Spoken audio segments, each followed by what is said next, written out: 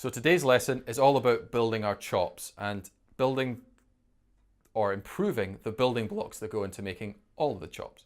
So I'm always on the hunt or trying to create really concise, really efficient practice exercises that I can give to my students and do myself that allow me to get so much done in a short space of time. So this is just one of them because I'm always trying to work on my fundamentals as a drummer.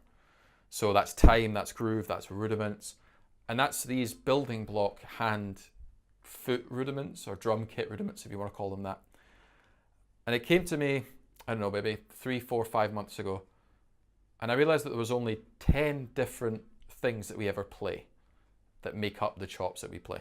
What I've done is I've created a 10 bar exercise that combines them all. Why do I want to do that? Well, the reason that you want to do that is to give yourself an equalizer exercise. So the weakest element, whatever one of these 10 I'm going to demonstrate is, that gets raised up to the same level as your strongest one. Now your strongest one, that also has to come down to the level of the lowest one. And as such, the easy one, the strongest one, that's going to end up getting even smoother, even better, while the weakest one gets brought up to the same level. So once they all level out, you can then improve or increase the tempo up and up and up and up. So then theoretically, everything should be getting better at the same rate. Now what we're going to do today is I'm going to show you the 10 building blocks, sorry, and then I'm going to put them together in a 1 bar phrase. So we're going to start with 3 hands, 1 foot. And what I'm going to do is I'm going to put them where it starts with the kick drum. So it's going to go kick, right, left, right in this case, but we will change the sticking later on, or you can. I won't in this video, otherwise it'd be really, really long. We're going to do that for 2 bars. Or 1 bar, sorry. You could do it for 2 bars. In the second bar, we're going to shift that bass drum along so it's on the E. So it goes right, kick, right, left. 1 E and da. Then we're going to go on the and, so right, left, kick, left. I'm keeping the sticking so that the right hand is always on the 1. It's always a right hand lead feel. And then the last one is going to be right, left, right, kick. So let me just demo them, no metronome, all 4 back to back, 1 bar each.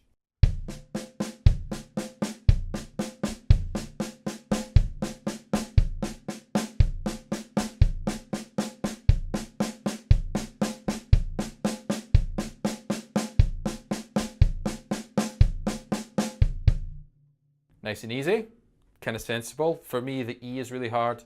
All of those feel really weird and not comfortable. The next 4, where we're doing 2 hands, 2 feet, I've practiced that a lot. So we're going to start with 2 hands, right, left, 2 kick drums, bass, bass. That's for 1 bar.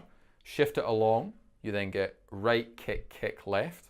The next one is kick, kick, right, left. And then finally, we've got kick, right, left, kick, kind of like a samba feel.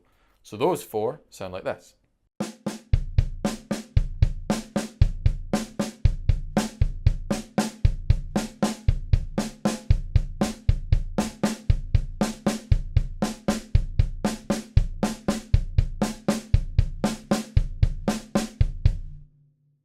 Cool. Finally, the last 2 are hand-foot singles. Now, I love this sound and I still can't pull it off to the best of my ability. I worked really, really hard on right hand lead, right kick, right kick, right kick, kind of stuff. Neglected left hand, neglected bass drum lead. So I'm working on this exact exercise in my own practice. We're going to start with, if we ended with kick, right, left, kick, then we can start with our hands and go right, kick, right kick, right kick, right kick if you want.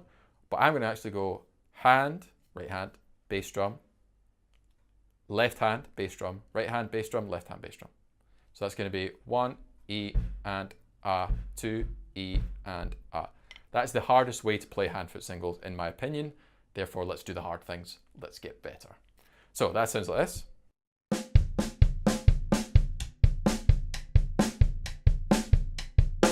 And then obviously we're then going to flip it so the bass drum's at the start. So it's 1 E and A, 2 E and A, 3 E and A, 4 E and A.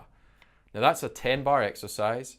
It works on every single possible combination. And so then the chops, all the stuff that I'm showing you on the Fridays and all the things I've done for 3 years, that's all built out of this stuff. So if you practice this stuff, then you're probably more likely to be able to execute those ideas and your own, which is the whole important thing, way cleaner. So let's try it. Nice and slow. Let's go at 60 beats a minute. I'll take the snares off. I won't do any orchestration because we'll keep it simple for now and see how it sounds.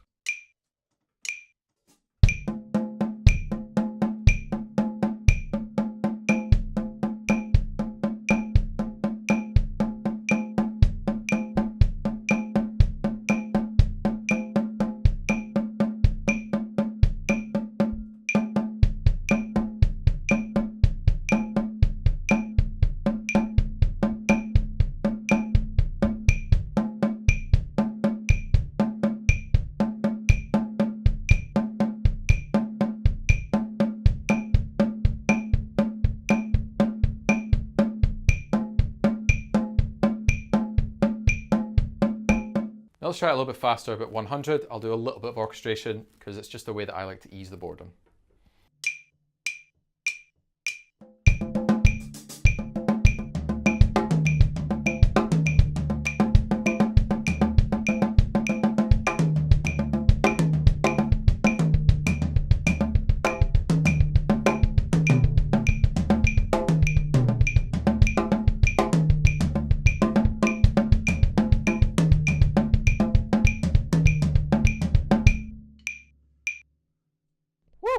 That's hard for me to keep track of. That's a kind of lesson, idea, or exercise I give to all my students because it's just the easiest way to get better at a lot of things. That's probably the maximum of my tempo for this to be comfortable with, especially those first four. They are just brutal for me.